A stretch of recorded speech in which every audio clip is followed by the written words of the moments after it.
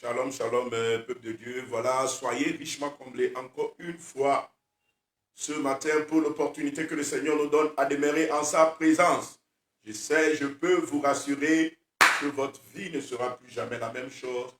Voilà, nous sommes en train de faire petit à petit le chemin. Nous sommes en train de parler, voilà, au sujet des choses qui nous est important de connaître. Il est important de le dire puisque la Bible nous dit, mon peuple périt par manque de connaissances.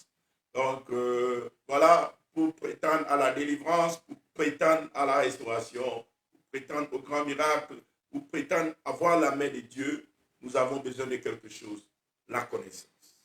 La connaissance, voilà, c'est la révélation de la parole, la révélation que le Seigneur nous fait au sujet des choses cachées.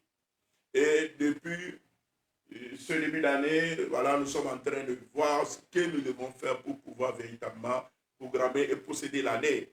Et nous avions terminé avec cet enseignement le mardi passé. Ce mardi-ci, nous voulons parler de l'étape fondamentale pour rentrer dans notre gloire. L'étape fondamentale pour rentrer dans notre gloire. Pour que le chrétien vive la gloire de Dieu dans sa vie, il y a une étape que nous devons forcément franchir. Il y a une expérience que nous devons forcément faire. Et si nous ne franchissons pas l'étape là, nous ne pouvons pas expérimenter véritablement la gloire de Dieu. Que le Seigneur te bénisse. N'oublie pas de liker, n'oublie pas de partager, n'oublie pas, voilà, d'inviter les siens. Partage cette bénédiction, afin qu'au nom de Jésus-Christ de Nazareth, ta récompense soit grande auprès du Seigneur. Nous allons prier. Dieu de gloire, nous te disons merci. Merci, Papa. Parce que voilà, tu prends encore une fois contrôle et tu nous bénis au travers d'un enseignement singulier. Seigneur, nourri de tes révélations. Merci parce que toi seul sais le faire et toi seul le faire pour nous, afin que toute la gloire te revienne. Nous bénissons ton Seigneur parce que quelqu'un est touché au travers de cet enseignement et sa vie est drastiquement transformée. Au nom puissant et précieux de notre Seigneur Jésus, nous avons prié. Amen. Donc, voilà, que le Seigneur vous bénisse. Nous rendons gloire à l'Éternel. Alléluia. L'étape fondamentale pour entrer dans sa gloire. Ce que nous devons d'abord savoir, c'est que nous tous qui sommes appelés au Seigneur, nous sommes appelés à vivre la gloire de Dieu. Tous les humains qui sont appelés au Seigneur. Le Seigneur nous a appelés à sa gloire. Quand nous lisons dans Jean 17, le verset 22, je ne vais pas lire, le Seigneur Jésus-Christ dit là-bas, il dit, Père, je leur donne ma gloire, la gloire que j'avais auprès de toi avant que le monde ne soit fondé. Je leur donne ma gloire. Jésus-Christ, en fait, a un souci, celui de nous octroyer, de nous donner sa gloire, de nous faire vivre la gloire éternelle. La gloire éternelle, je le répète.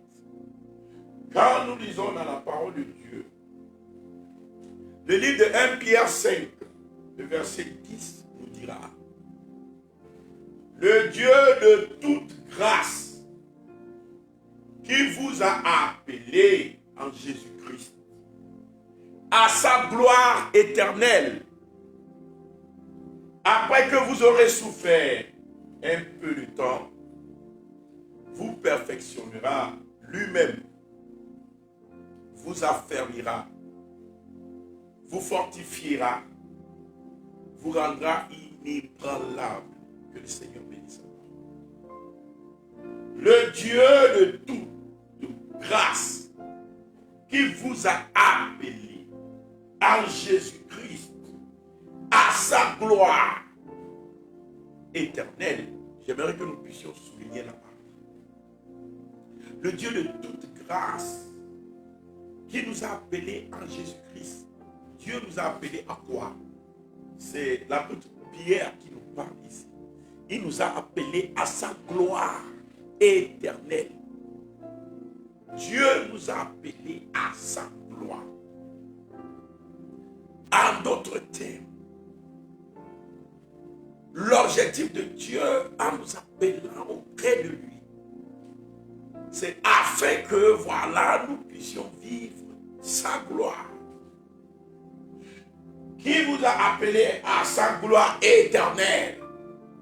Maintenant, le verset continue en disant, après que vous aurez souffert un peu de temps. Alléluia. Ici, la Bible commence par souligner les étapes. Après que vous aurez souffert un peu de temps, vous perfectionnera lui-même. Il y a l'étape de la souffrance en Christ ou bien pour Christ. Il y a l'étape du perfectionnement. Alléluia. Vous affermira. Il y a l'étape de la consolidation. Vous fortifiera. Alléluia. De la fortification. Et vous rendra inébranlable. Bon, en fait, quand nous voyons aussi les étapes. Alléluia. Que les chrétiens expérimentent. Dieu nous a appelés à la gloire. Mais on transite au travers des étapes pour atteindre cette gloire. Mais ce qui m'est important ce matin, c'est qu'il y a un fondamental qui ouvre la porte de la gloire. Vous savez, beaucoup de chrétiens sont venus à Christ. Et beaucoup espèrent voir la gloire de Dieu rapidement. Mais voilà, il y a des batailles. La bataille de la délivrance. La bataille de la guérison. Ce n'est pas chose étonnante de voir un enfant de Dieu des fois pleurer à cause des difficultés, des fois des souffrances auxquelles il est exposé, des batailles auxquelles il est exposé. L'apôtre Pierre nous dit, après que vous aurez souffert un peu de temps, ensuite vous rentrerez dans la gloire. Mais quelle est cette frontière-là entre l'étape de la souffrance et l'étape de la gloire? C'est la frontière, la porte qu'il faut franchir pour quitter l'étape de la souffrance, pour rentrer dans l'étape de la gloire. C'est de quoi je veux parler aujourd'hui.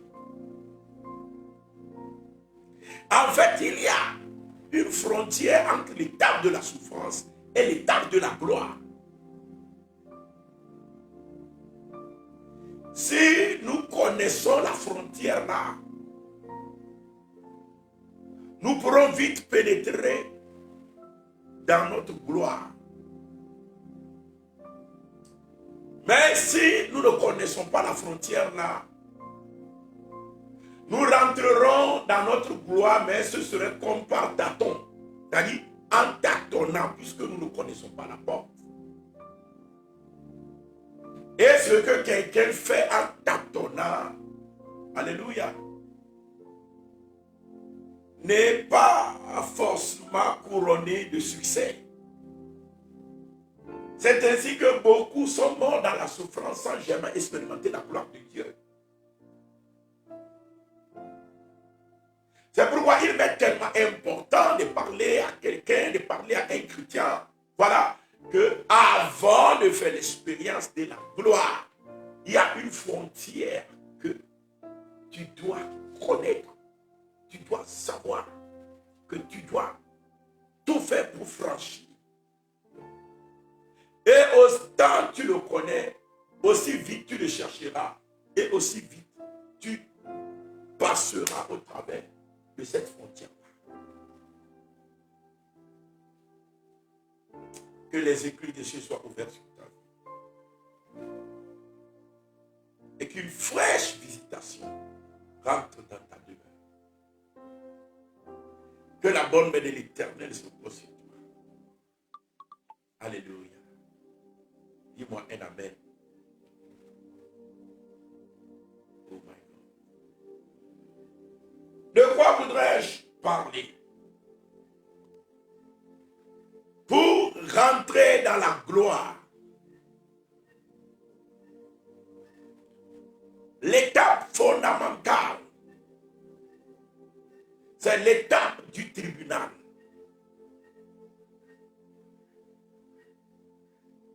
L'étape du tribunal nous permet de rentrer dans la gloire de Dieu.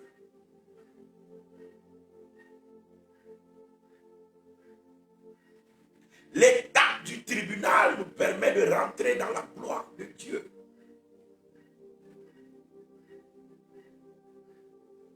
Ne crois pas que c'est en vain. Si sur les médias de Bostra,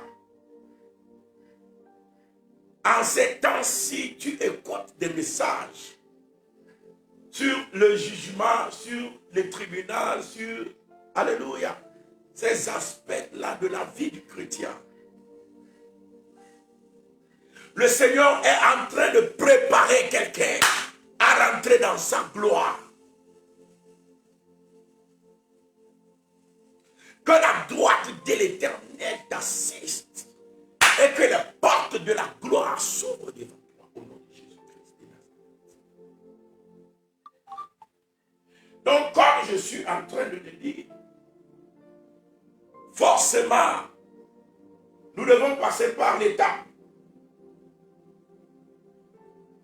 du tribunal.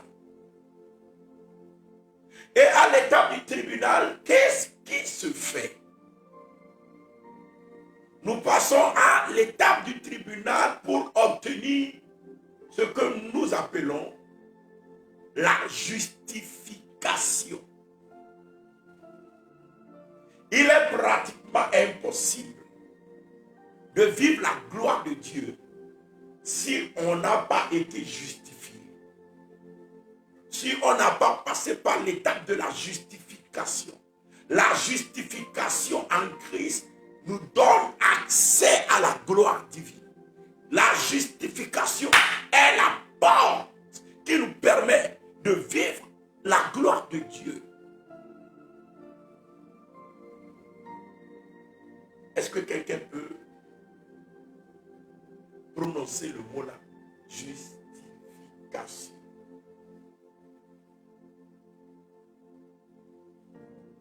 C'est par la justification que nous sommes justifiés. Ce n'est pas le processus de la justification que nous sommes donc justifiés.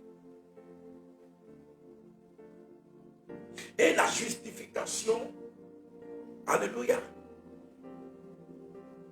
est un processus qui est engagé ou bien qui s'engage au tribunal de Dieu. Et chaque enfant de Dieu qui se trouve dans des moments, dans des situations de bataille, dans des souffrances, quoique voilà, tu as donné ta vie à Jésus, sache que c'est normal. Alléluia. Il y a certaines personnes, c'est quand ils sont en train de rechercher même leur délivrance, ils recherchent la prière, ils recherchent, alléluia, le Seigneur, que les souffrances augmentent. Voyez, en Égypte, inspirez-vous de la parole de Dieu. Fortifiez-vous, encouragez-vous par des versets bibliques. Lorsque Moïse est parti en Égypte pour dire à Pharaon, le Seigneur m'envoie vers toi de libérer son peuple. La Bible dit que Pharaon a augmenté le corvée des enfants d'Israël. La souffrance s'est intensifiée parce qu'ils ont cherché leur délivrance.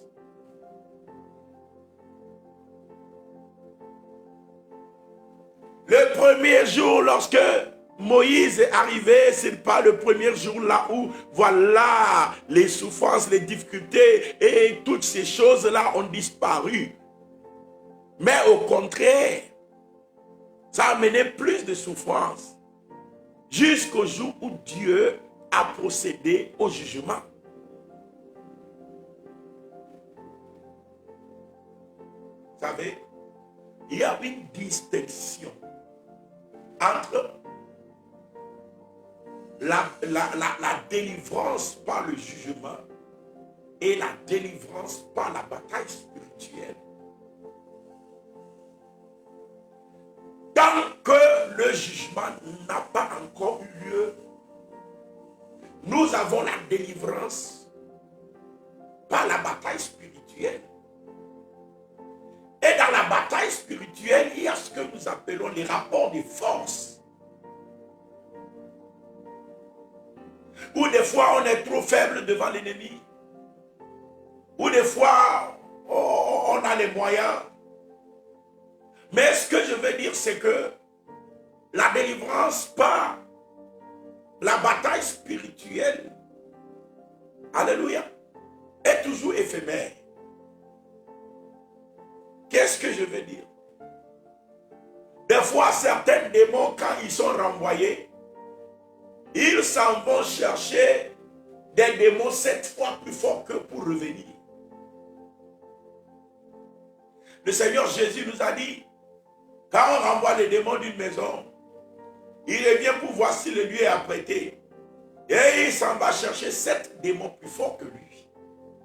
C'est-à-dire, il y a ce que nous appelons là le renfort démoniaque. Et à chaque fois que les rapports de force se posent dans le monde spirituel, il y a ce que nous appelons les renforts. Des fois, nous délivrons, nous faisons des cultes et des séances de délivrance. Mais au cours de ces cultes de délivrance-là, d'autres démons viennent assister le démoniaque. Afin que les démons qu'on est en train de renvoyer ne puissent pas partir. Ça, c'est le renfort démoniaque. C'est-à-dire, les démons voient que tu es plus fort, plus puissant que lui. Voilà, et lui aussi, il cherche des ramifications, des renforts pour maintenir sa position. Donc, ce qui fait que l'étape de la délivrance par la bataille spirituelle est souvent douloureux. C'est-à-dire, des hauts et des bas. Aujourd'hui, tu vis la victoire. Tu vois la victoire. Tu le vois dans tes rêves. Tu le vois dans la réalité. Mais demain, c'est comme si les démons là, ils sont revenus pour refaire l'alliance avec toi. Ils sont revenus pour te combattre. Ils sont revenus pour te dire que voilà, ils sont toujours là. Ils ne sont jamais partis. Voilà, tu les chasses encore. Mais après demain, c'est comme si les choses changent encore. Alléluia. C'est l'étape de la bataille, de la délivrance par la bataille spirituelle. Et l'étape de la délivrance par la bataille spirituelle se constitue des hauts et des bas. C'est-à-dire, aujourd'hui, on est vainqueur. Demain, une nouvelle bataille. Après-demain, on est vainqueur. Après, ils sont revenus. Après-demain, pas qu'ils sont revenus pour te posséder, hein, mais ils sont revenus pour te combattre.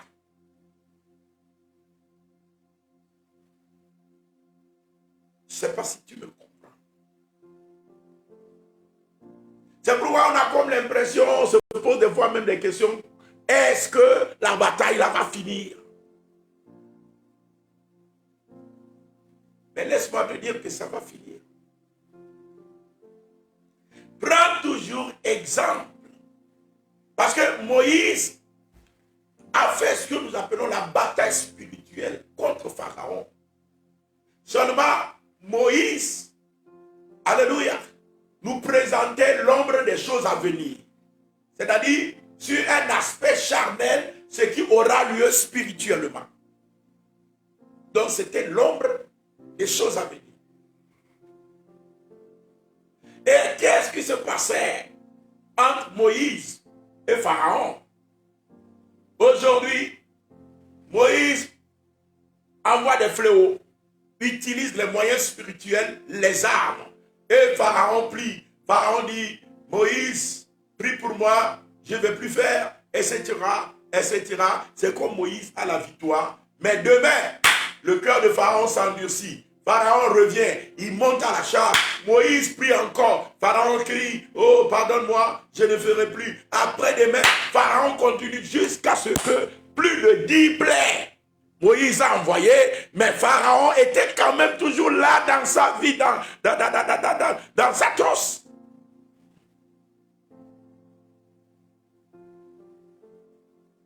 C'est comme ça que tu es en train de vivre ta vie chrétienne. Aujourd'hui, il y a la victoire, mais demain, regarde encore la bataille. Après-demain, il y a une victoire. Mais à l'autre jour encore, regarde encore la bataille devant toi. Il y a un temps pour souffrir pour Christ. Et il y a un temps pour vivre pour Christ. Et tu dois passer l'étape de souffrir pour Christ pour rentrer dans l'étape de vivre pour Christ. Alléluia. Oh, je ne t'écoute pas me dire Amen. Un Amen précieux. Un Amen qui ouvre le ciel sur ta vie. Amen. Donc, comme je suis en train de le dire, pour entrer dans la gloire, il y a cette porte-là que nous devons traverser. Amen. Que les esprits de Dieu soient ouverts sur toi. Cette porte que nous devons traverser, Papa Esaïe, vous savez, c'est un papa, c'est un patriarche, c'est un papa à louer. Alléluia. Le prophète Esaïe, il est formidable. Amen. Quand tu lis les livres du monsieur, tu comprends que c'est un monsieur très profond. Très, je dis bien, très profond. Alléluia. Papa Esaïe nous a prophétisé au sujet de cette gloire-là. La gloire à laquelle nous sommes appelés. Et qu'est-ce que Papa Esaïe nous a dit? Papa Esaïe nous a dit ceci. Je vais lire dans le livre d'Esaïe 45, le verset 25. 45, 25. Nous lisons la parole du Seigneur. La Bible déclare. Il dit, par l'Éternel seront justifiés et glorifiés tous les descendants d'Israël. Tous les descendants d'Israël. Tous ceux qui sont fils d'Abraham. Toi et moi, les Juifs spirituels. Il dit, nous serons justifiés et ensuite glorifiés par l'Éternel. Amen. Par l'Éternel seront justifiés et glorifiés tous les descendants d'Israël. Papa Esaïe, par cette prophétie, est en train d'évoquer le tribunal où nous devons passer, où le Seigneur Jésus-Christ se positionne en avocat, comme un avocat qui défend notre cause. Quand nous disons nous avons un avocat auprès du Père, alléluia, Jésus-Christ le juste, alléluia. Où avons-nous besoin d'un avocat? C'est au tribunal. Maman, c'est au tribunal. Papa, c'est au tribunal. Tu dois passer par le tribunal de Dieu.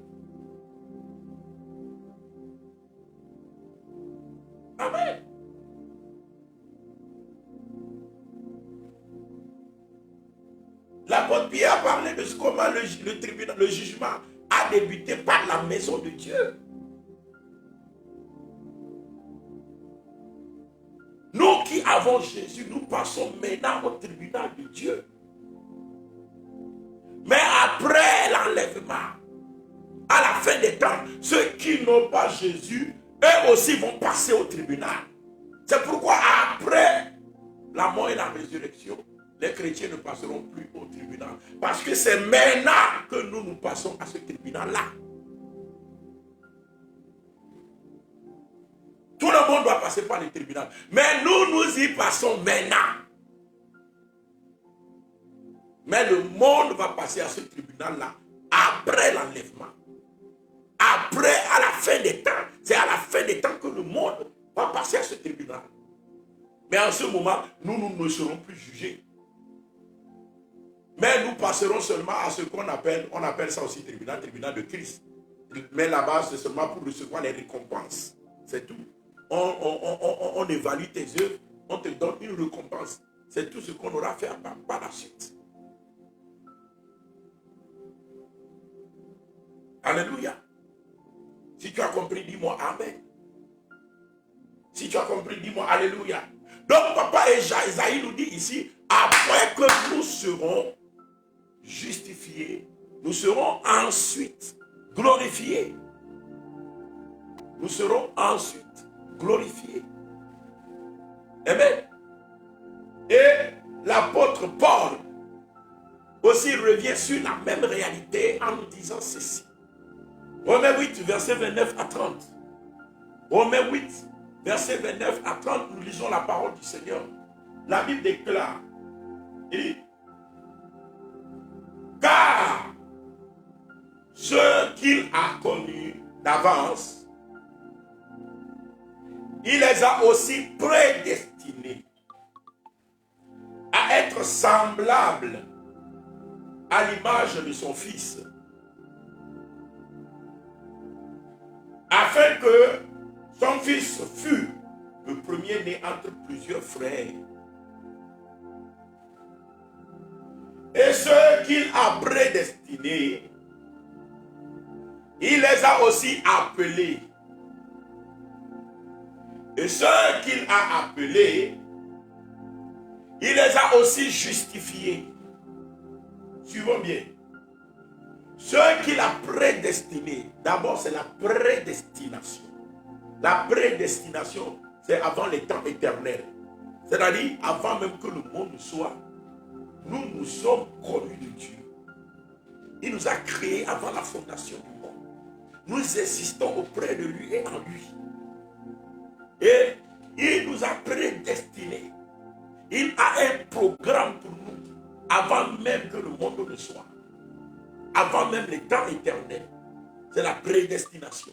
Donc nous tous qu'il appelle aujourd'hui, nous existons auprès de lui et il nous connaissait avant même que la terre ne soit créée. C'est la prédestination. Donc ceux qu'il a appelés, c'est avant tout des gens qu'il avait prédestinés.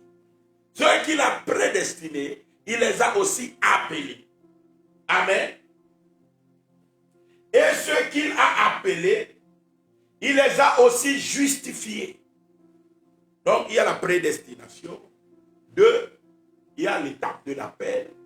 C'est là où tu viens à Jésus. Tu t'engages pour le servir, pour l'adorer. Tu t'engages pour faire l'œuvre pour laquelle il t'a appelé. Parce que dans l'appel, on a l'appel pour venir à Jésus. Et puis maintenant, on a l'appel pour ce pourquoi il nous a appelés. L'appel n'est pas en vain, mais l'appel est pour l'accomplissement d'une mission. Chaque enfant de Dieu doit vivre sa vie sur la terre comme une mission. Nous devons comprendre que nous sommes appelés pour une mission. Nous sommes là pour une mission. Nous vivons pour une mission. Tout ça là, c'est l'appel. Je suis apôtre de Jésus parce que je suis appelé pour une mission. Tu es chantre de Jésus parce que tu es appelé pour une mission. Tu es chrétien, tu vis ta vie, tu fais... et il n'y a pas un chrétien en l'air. Tu fais quelque chose dans la maison de Dieu. Soit tu es accueil, soit tu es chantes, soit tu es intercesseur, soit tu es en train, tu es un partenaire qui pousse l'œuvre de Dieu par tes offrandes, etc. Tu es appelé à cela. Ta vie est une mission ici-bas. Parce que nous sommes des appelés. Donc tu es appelé pour recevoir Jésus. Et tu es appelé pour, amen, remplir une mission. Donc ceux qu'il a prédestinés, il les a aussi appelés. Et ceux qu'il a appelés, il les a aussi justifiés. Voyez? Maintenant que tu es appelé, tu es venu à Jésus, tu es en train d'adorer Jésus, c'est bon. Mais maintenant, il faut que tu passes par le tribunal. Et là-bas, tu seras comment? Justifié.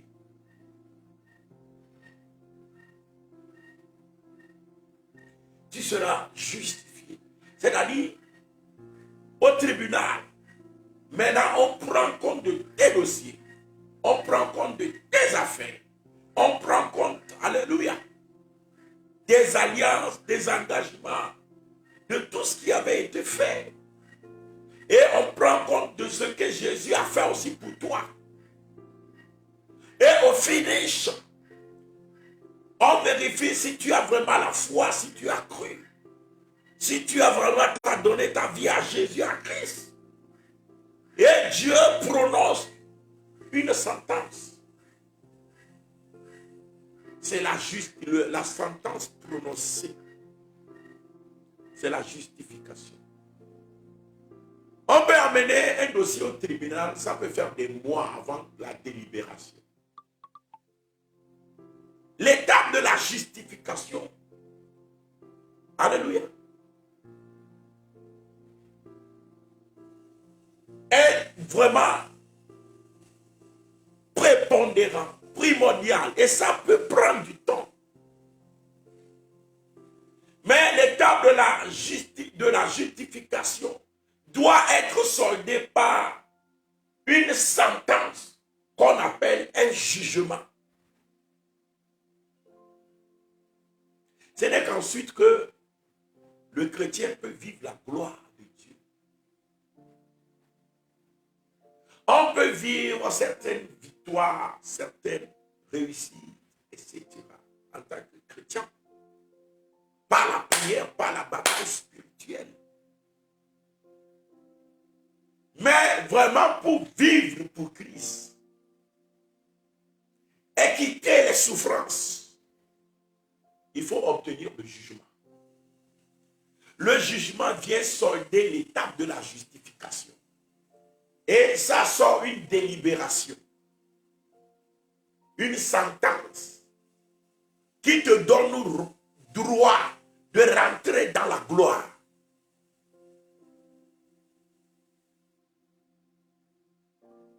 Alléluia.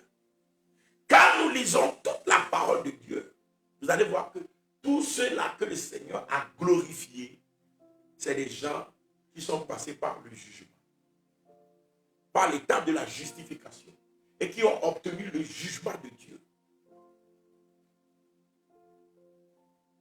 Quand nous prenons, par exemple, le patriarche Jacob, celui à qui le nom a été ensuite donné par l'ange, alléluia, Israël. Amen. Qu'est-ce que Jacob nous dit?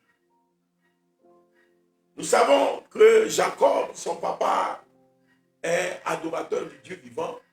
Jacob est né dans l'adoration du Dieu vivant. Jacob a cheminé avec Jésus, a cheminé avec Dieu. Et Jacob connaît les mystères de Dieu. On a vu en chemin Jacob poser un autel. Une fois arrivé à Luz, il a changé le nom là en Bethel, il a posé un autel. Jacob est un homme de prière. Il invoque le Dieu vivant. On l'a vu se battre avec l'ange de minuit jusqu'à l'aurore. Et c'est l'ange plutôt qui supplie Jacob. Il dit, laisse-moi partir. Jacob dit, je ne te laisserai point partir si tu ne m'es béni. Jacob, c'est un homme de prière. Mais pour voir véritablement la vie de Jacob transformée, c'est suite à un jugement. Jacob a été la proie des membres de sa famille, puis plus particulièrement du côté maternel. Jacob a été, alléluia, d'abord attaqué par son propre frère Esaü. Il a fui, il est arrivé auprès de son oncle et il a été attaqué aussi par son oncle du nom de Laban. Alléluia, s'il n'eût eu pour lui le Dieu de son père. C'est un homme qui devait faire sa vie à vide. Malgré qu'il marche avec le Dieu vivant, il devait vivre dans le dénuement total, dans le dépouillement total, dans ce que nous appelons dans le manquement total. Mais qu'est-ce qui a changé l'histoire de Jacob? C'est le jugement. C'est le jugement.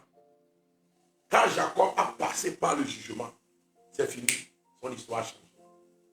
Alléluia. Son histoire a changé. Son nom a changé. C'est après le jugement que son nom a été changé en Israël. Alléluia. Tout a changé pour lui quand il a passé par l'étape du jugement. J'aimerais que nous puissions lire Genèse 31, le verset 40 à 42. Nous lisons la parole de Dieu au nom puissant de notre Seigneur Jésus. Jacob est en train de nous raconter ici ses souffrances. Malgré qu'il a posé l'autel, il a fait alliance avec Dieu concernant son voyage. Malgré que Jacob a fait des choses très importantes qui devaient le sauver. Alléluia. Il devait aussi obtenir le jugement pour que les choses changent, pour qu'il puisse vivre la gloire. Nous lisons ce qu'il a dit. Il est en train de nous conter ses souffrances. Nous lisons au nom de Jésus. Genèse 31, verset 40 à 42, nous lisons la parole du Seigneur. La chaleur me dévorait pendant le jour. Et le froid pendant la nuit. Et le sommeil fuyait de mes yeux. Alléluia. Je vais continuer la lecture, mais je veux aider à comprendre rapidement ce verset-là. Jacob faisait le travail tout près d'un lieu désertique. Or que dans le désert, à midi, il y a ce qu'on appelle une chaleur, alléluia, caniculaire. Alléluia. C'est-à-dire la chaleur dépasse une température de plus de 45 degrés. Ça tape de 45, 50 jusqu'à 57. Donc c'est vraiment de la canicule. C'est vraiment de l'intense chaleur. Quand il fait midi. Alléluia. Et ça, là, ça peut détruire une vie, ça peut décimer une vie. Or qu'en même temps, dans le désert, le matin ou la nuit, la température peut chuter jusqu'à 0 degré. La température est glaciale la nuit. Et la température est caniculaire à midi. Donc en même temps, alléluia, le temps est rude la nuit et le temps est rude le jour.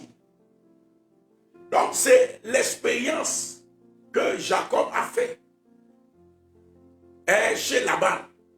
C'est dans les conditions là que Jacob a travaillé. Temps glacial la nuit, il est obligé de se couvrir, il n'y avait pas de chauffage. Amen. Et temps caniculaire à midi, il est obligé de se couvrir parce que la chaleur est toute intense. Amen.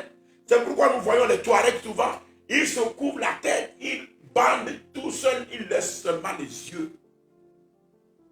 Les temps caniculaires, le soleil peut te brûler. Donc Jacob nous dit ici, la chaleur me dévorait pendant le jour et le froid pendant la nuit. Et le sommeil fuyait de mes yeux. Voilà 20 ans qu'il a fait le travail là. Que j'ai passé dans ta maison. Je t'ai servi 14 ans pour tes 2 filles. Et 6 ans pour ton troupeau. Et tu as changé 10 fois mon salaire. Si je n'eus pas eu pour moi le Dieu de mon père, le Dieu d'Abraham, et celui que craint Isaac, tu m'aurais maintenant renvoyé à vide. Vous voyez, il est menacé de partir à vide. Après 20 ans de travail, toi qui écoutes ma voix, tu as beaucoup de travail dans la vie. Aujourd'hui, tu n'as rien. Tu n'as pas de lopin de terrain, tu n'as pas de maison, tu n'as rien. Alléluia. Oh, que tu as souffert. Sous la neige, tu as souffert. Tu as travaillé. Sous la chaleur, tu as souffert. Que le Seigneur change ton histoire au nom de Jésus. Que le Seigneur change ton histoire. Que le jugement de Dieu change ton histoire. Au nom puissant de notre Seigneur Jésus. Je ne t'écoute pas me dire Amen. Donc, comme la Bible dit, il dit, si je n'eusse pas vu pour moi le Dieu de mon père, le Dieu d'Abraham, celui qui crée Isaac, tu m'aurais renvoyé à vie. Dieu a vu ma souffrance et le travail de mes mains. Et hier, il a prononcé son jugement. Voilà. Laban a couru derrière Jacob pour l'attraper, le tuer. Parce que Jacob est parti sans l'avertir. Mais avant que Jacob ne parte, les versets nous disent que Dieu a dit à Jacob, quitte et retourne dans ta patrie. C'est ce que les Écritures nous disent.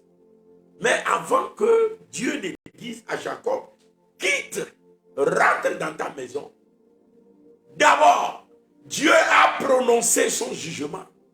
Jacob a été présent au tribunal de Dieu. Et au tribunal de Dieu, il a été fait droit à Jacob. Comme Jacob le dit là-bas. Il dit, mais hier, Dieu avait prononcé son jugement. Jacob a fait l'expérience du jugement de Dieu, du tribunal de Dieu. Donc Jacob a compris qu'il y a un tribunal qui a tranché sur sa souffrance. Il y a un tribunal qui a tranché sur ses problèmes. Il y a un tribunal qui a tranché sur les alliances qui combattent sa vie. Jacob dit, hier, l'Éternel avait prononcé son tribunal. Je me suis vu au tribunal de Dieu. J'ai vu qu'il y a eu un tribunal qui a délibéré me concernant. C'est pourquoi maintenant, je peux partir. Dieu m'a dit de partir. Donc je m'en vais. Je quitte la maison de Laban. Et Laban ne peut rien contre moi. Beaucoup écoutent dire que Dieu a dit à Jacob de quitter, de partir. Oui, c'est vrai. Mais avant que Jacob ne quitte, il y a eu quelque chose qui a eu lieu dans le monde spirituel. Et Dieu a ouvert les yeux de Jacob pour que Jacob puisse voir ce qui s'est passé. Jacob a passé au travers d'un tribunal. Il y a eu le phénomène de la justification. L'étape de la justification où Jacob a été justifié. C'est qu'ensuite Dieu lui a dit, sors maintenant, pars. Parce que je t'ai justifié, tu ne seras plus dans la servitude ici. Tu ne seras plus dans la souffrance là, où la nuit, le froid va te dévorer, où le jour, le soleil va te dévorer, la chaleur va te dévorer. À partir d'aujourd'hui, c'est la fin de tes souffrances. Parce que la nuit, le jugement a été prononcé pour toi. Alléluia. Que le Seigneur prononce son jugement pour toi. Beaucoup veulent voir un changement radical. Jacob ne l'a pas vu jusqu'au jour où, alléluia, il est passé par le tribunal spirituel. Dieu lui a ouvert les yeux pour qu'il puisse le savoir, afin qu'il puisse en parler, afin que toi et moi nous puissions apprendre que ce qui peut changer l'histoire de quelqu'un, c'est le fait de passer par le tribunal. C'est le fait de passer par l'étape de la justification, où on prononce un jugement au tribunal, le jugement de ta libération. suis en train de parler de quelque chose de très important. Et je sais que ta souffrance est à point de terminer. Parce que tu comprends l'étape où tu te trouves pour ta vie. Et tu sais ce que tu dois faire maintenant. Donc dis-moi Amen. Un Amen puissant. Un Amen qui ouvre le ciel sur ta vie. Alléluia. Donc comme je l'ai dit, Jacob dit, hier l'Éternel a prononcé son jugement. Donc aujourd'hui, j'ai quitté ta maison. Je suis parti avec mes femmes. Mais j'ai travaillé. J'ai travaillé 7 ans pour tes 2 filles. Comment tu peux me dire que je suis en train de fuir avec tes filles? Alléluia. Et là-bas, dit, oh non, tu peux aller. Je te laisse. Or que la nuit, le Seigneur a parlé à Laban. Il dit, gare à toi. Si tu parles à ce monsieur en mal. Gare à toi. Si tu lui dis quelque chose de bien ou de mal. Pourquoi Dieu les a mis en garde? Parce que Dieu a jugé. Laban n'a plus le droit de toucher à Jacob. Je dis, les démons là n'ont plus le droit de toucher à ta vie. Je dis, les serpents là n'ont plus le droit de toucher à ta vie. Je dis, l'esprit mari spirituel là n'a plus le droit de toucher à ta vie. Je dis, le chien là n'a plus le droit de toucher à ta vie. Parce que tu es passé par le tribunal. Et l'Éternel a prononcé le jugement. Et quand Laban est arrivé, Dieu lui a dit, gare à toi de lui parler en bien ou mal. Parce qu'il est passé par le tribunal. Si tu passes par le tribunal, les démons là ne peuvent plus lever pour inquiéter ta vie.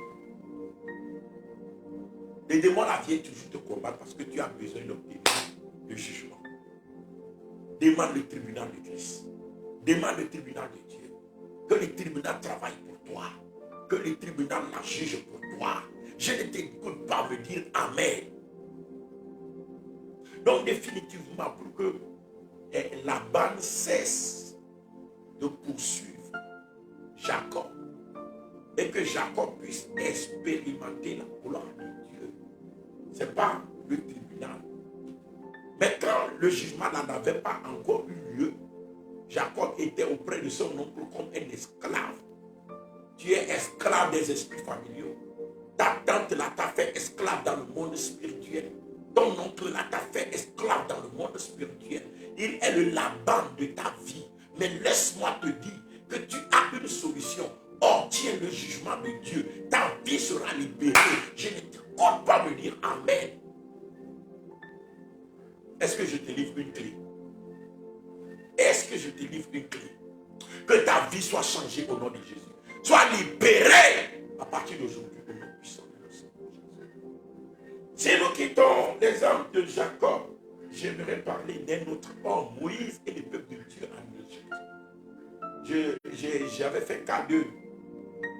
Alléluia. J'avais fait qu'à 2. Amen.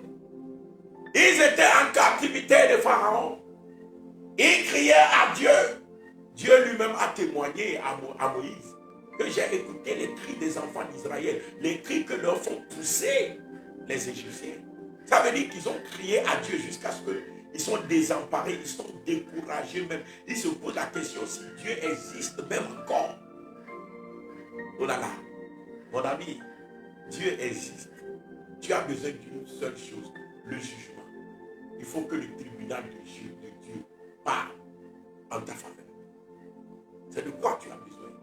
Ne sois pas découragé. Amen. Ton affaire devant le tribunal de Dieu. Saisis le tribunal de Dieu par la prière. Saisis le tribunal de Dieu par la prière. Dis Seigneur, j'appelle à ton tribunal. J'appelle à ton tribunal. Que ton tribunal interagisse dans mon affaire. Que tes chars fassent irruption, Seigneur, dans ce monde, qu'ils traînent au tribunal les esprits, Seigneur, qui font souffrir ma vie. Nous en reviendrons. Mais comme je suis en train de te le dire, Moïse a été en Égypte. Il a fait la bataille spirituelle, les 10 plaies, il y a eu une pluie de feu. Moïse a changé l'eau en sang. Moïse, qu'est-ce que Moïse n'a pas fait? Il a envoyé les sauterelles, détruit les camps de Pharaon. Moïse, c'est un homme de combat spirituel. Mais il ne s'est jamais débarrassé de Pharaon jusqu'à la nuit où l'Éternel a prononcé la sentence. Dieu avait averti Abraham. Dans Genèse 15, le verset 14, Dieu avait averti Abraham que c'est le jugement qui devait libérer le peuple. Que c'est le tribunal de Dieu qui devait libérer le peuple. Qu'est-ce que Dieu a dit à Abraham? Nous lisons Genèse 15, verset 14. La Bible déclare: mais je jugerai la nation à laquelle ils seront asservis. Je jugerai la nation à laquelle ils seront asservis. Et ils sortiront ensuite avec de grandes richesses. Quand le jugement intervient, ensuite la gloire de Dieu apparaît. Oh là là, je te vois rentrer dans ta gloire. Dis-moi amen. Un amen puissant, s'il te plaît. Le ciel est ouvert sur ta vie. Au nom de Jésus-Christ. Vous voyez? Donc, quand je suis en train de te dire, il dit, mais je jugerai la nation à laquelle ils seront asservis. Et ils sortiront ensuite avec une grande richesse. Lorsque Dieu a prononcé son jugement, Exode 12, 12, il dit, cette nuit-là, je passerai dans le pays d'Égypte et je frapperai tous les premiers-nés du pays d'Égypte, depuis les hommes jusqu'aux animaux. Et j'exercerai des jugements contre tous les dieux de l'Égypte. Je suis l'Éternel. J'exercerai des jugements. Vous voyez? Ce n'est pas les jugements que le peuple véritablement est sorti de la captivité. La nuit où Dieu a exercé le jugement, la nuit là, c'est Pharaon plutôt qui a supplié Moïse de partir. Mon ami, il y a une étape où tu vas combattre pour avoir ta délivrance. Mais il y a une étape où le démon supplie, c'est le démon qui veut partir. L'étape du jugement. La délivrance par le jugement. Obtient le jugement dans la parole. Au nom puissant de notre Seigneur Jésus. Et la nuit là, quand le Seigneur les délivra par le jugement, écoutez, la Bible dit le lendemain, Pharaon a pris son char pour arriver, parce que les enfants d'Israël les ont totalement dépouillés, ils n'ont plus rien. Mais qu'est-ce que Dieu a dit à Moïse? Il dit, l'ennemi que tu vois là, tu ne le verras plus jamais. Oh là là, tu ne le verras plus jamais. Pourquoi? Parce qu'ils ont obtenu la délivrance par le jugement. La délivrance par le jugement. Quand Jacob a obtenu la délivrance par le jugement dans la maison de Laban, Dieu a parlé à Laban, il dit, garde à toi. Si tu lui parles en bien ou en mal, c'est-à-dire l'ennemi ne peut plus revenir. Quand tu as la délivrance par le jugement, l'ennemi ne peut plus revenir. C'est pourquoi active le tribunal de Dieu. Demande le jugement de l'Éternel. Alléluia. Que le Seigneur te bénisse. Donc comme je te le montre, quand le peuple a obtenu la délivrance par le jugement, Dieu a dit au peuple, l'ennemi là que tu vois, tu ne le verras plus. Jamais. Et je veux donner un dernier exemple. Et je veux donner l'exemple de Jésus-Christ en personne. Notre Seigneur Jésus. Il est venu délivrer le monde. Mais il n'a pas achevé sa mission. Tant qu'il n'a pas reçu le jugement. Quelques jours avant de souffrir à la croix, de mourir pour nous racheter, Jésus-Christ a d'abord obtenu un jugement. Il a d'abord obtenu un jugement. Le jugement de ta libération, le jugement de ta délivrance, le jugement de ta victoire, le jugement de ta gloire. Et qu'est-ce que la Bible dit? Jésus-Christ lui-même nous dit dans Jean 11, dans Jean 12, pour moi, Jean 12, le verset 31. Qu'est-ce que Jésus-Christ a dit? Maintenant a lieu le jugement de ce monde. Maintenant le prince de ce monde sera jeté dehors. Maintenant a lieu le jugement de ce monde. Maintenant, le prince de ce monde sera jeté dehors. Voilà.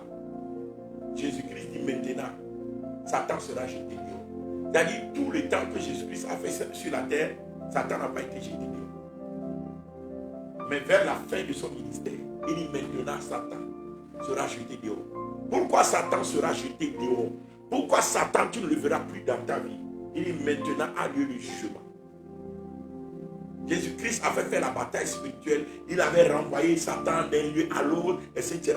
Mais vers la fin de son ministère, il a obtenu le jugement quand il est parti. Parce que le jugement est fait à l'œuvre de l'ennemi. Alléluia. Et il est revenu encore une fois sur ça, dans Jean 16. Dans Jean 16, le verset 11, c'est la dernière lecture. Qu'est-ce qu'il dit? Il dit, le Saint-Esprit est venu vous convaincre en ce qui concerne le jugement. Le jugement parce que le prince de ce monde est jugé. Le jugement parce que le prince de ce monde est jugé. Jésus a obtenu le jugement. Où est le jugement de ta gloire? Où est le jugement de ta vie? Tu dois obtenir aussi ton jugement. Jacob a obtenu pour lui. Et Dieu a dit à Laban, prends garde de se lever encore pour ce monsieur. Obtiens ton jugement pour que ta délivrance soit totale. Alléluia. Moïse a obtenu le jugement pour le peuple. Et Dieu lui a dit, l'ennemi que tu vois là, tu ne le verras plus jamais. Que quelqu'un dit plus jamais. Jésus-Christ, à la fin de son ministère, a obtenu le jugement. Mon ami, où est ton jugement? Rends-toi au tribunal de Christ, au tribunal de Dieu, dans ta prière. Obtiens le jugement. Dieu de gloire, j'apporte mon dossier, le dossier de Bostra, le dossier de quelqu'un qui me suit, le dossier de quelqu'un qui écoute ta voix au travers de cette prédication. Je la porte devant le tribunal. Que ta sentence, Seigneur, soit aujourd'hui. Je déclare l'ennemi que nous avions toujours vu. Nous ne le voyons plus demain. Et nous ne le verrons plus jamais. Au nom puissant de notre Seigneur Jésus. Parce que le jugement a été prononcé dans le ciel. Au nom puissant de notre Seigneur Jésus. Amen. Soyez comblés. Que la grâce vous soit multipliée. Que la droite de l'Éternel soit sur votre vie. Que votre vie ne soit plus jamais. Shalom. Shalom. Shalom. Bye bye. N'oubliez pas de liker. N'oubliez pas de partager. Vous pouvez nous retrouver sur Moram TV. M-O-R-A-M TV. Sur YouTube. Vous pouvez nous retrouver sur notre page Réveil et restauration. Soyez richement comblés. Shalom. Bye bye.